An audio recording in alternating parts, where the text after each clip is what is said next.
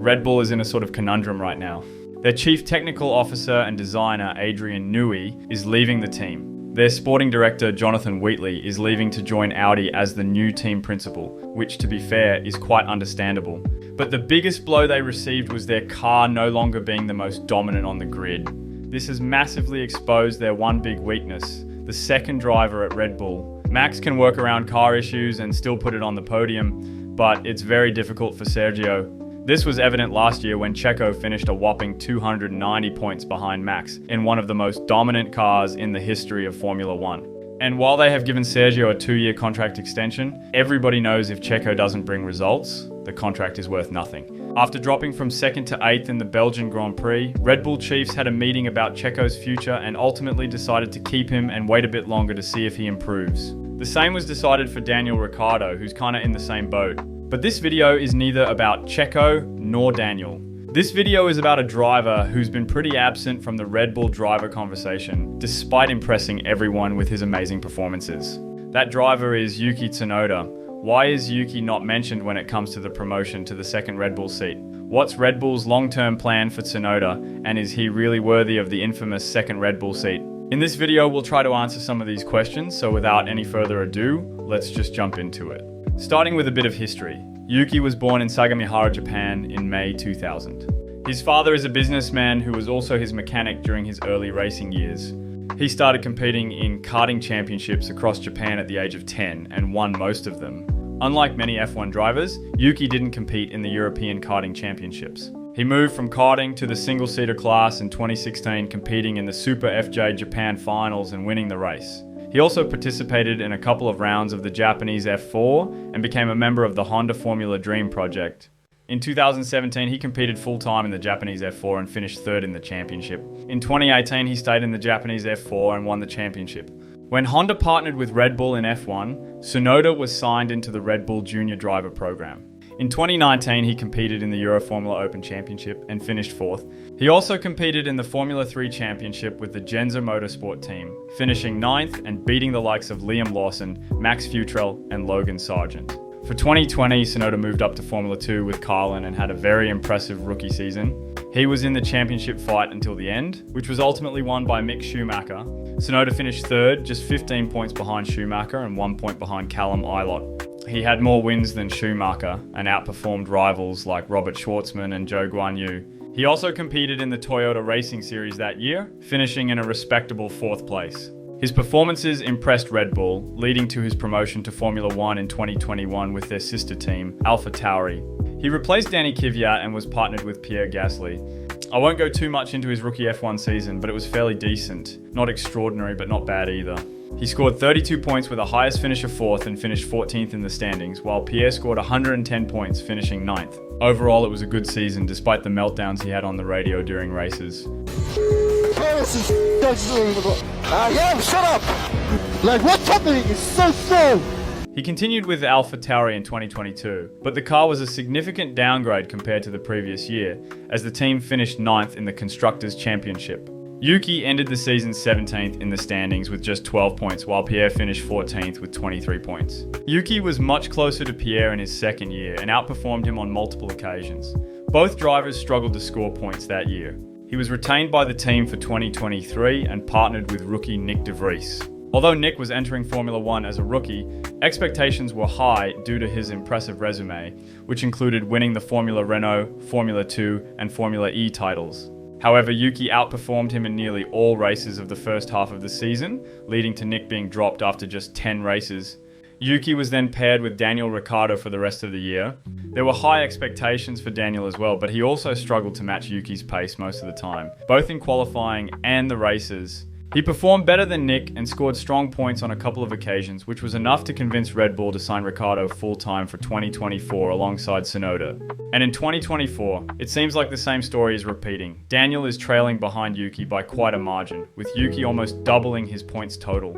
Daniel has shown a couple of good performances, such as in Canada and Miami, but other than that, he's been fairly average. While Yuki has scored points in 7 races this season, Daniel has only managed to score in 3. Daniel started the season poorly, but is showing some improvement, though it's unclear if it's enough. He's still getting beaten by Yuki, which suggests his performance isn't meeting expectations. As of now, his challenge for the second Red Bull seat seems quite weak. As I've mentioned in previous videos, Red Bull has a soft spot for Daniel and really wants him to succeed, which is why he's had so many chances. However, the truth is that Yuki is overall quicker and more consistent driver. Looking at the results, it's pretty clear that so far, Daniel hasn't been able to impress Red Bull with his performances enough to be considered for the second Red Bull seat.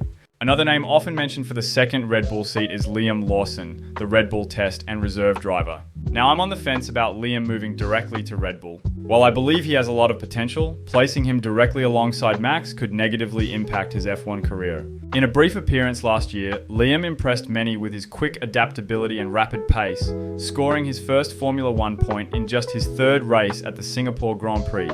Maybe I'm wrong, and he could thrive at Red Bull, but historically, rookies haven't fared well in the second Red Bull seat. I personally think a rookie year at RB would be better for Liam to gain more experience before jumping into front-running machinery.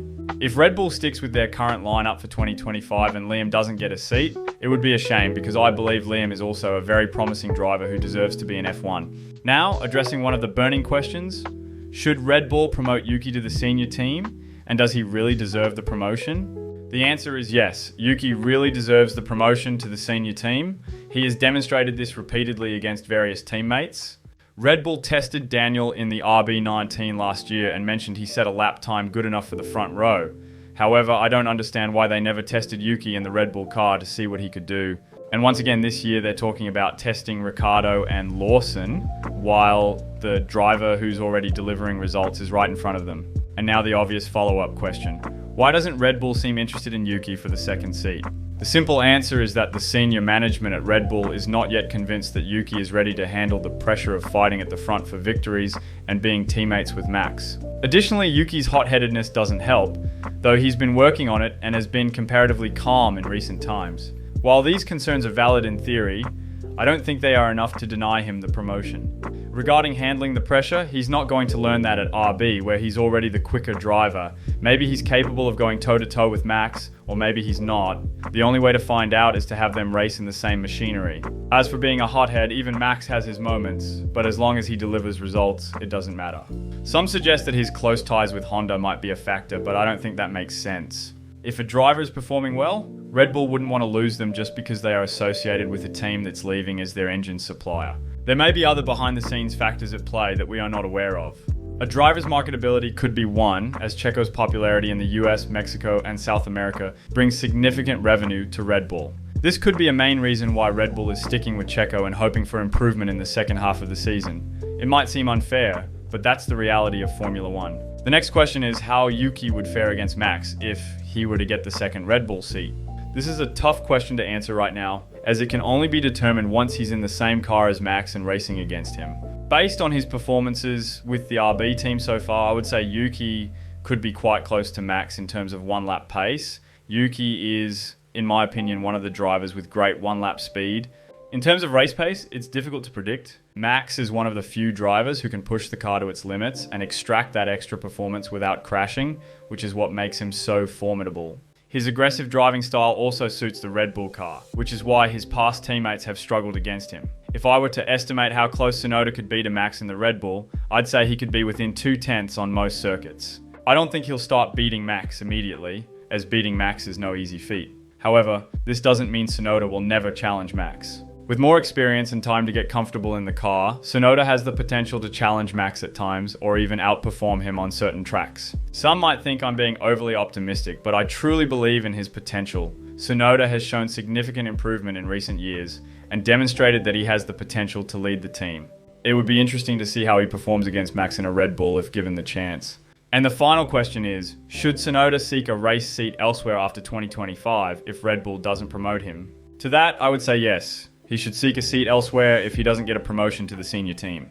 The reason is that RB is essentially a testing or development team for Red Bull's young talent.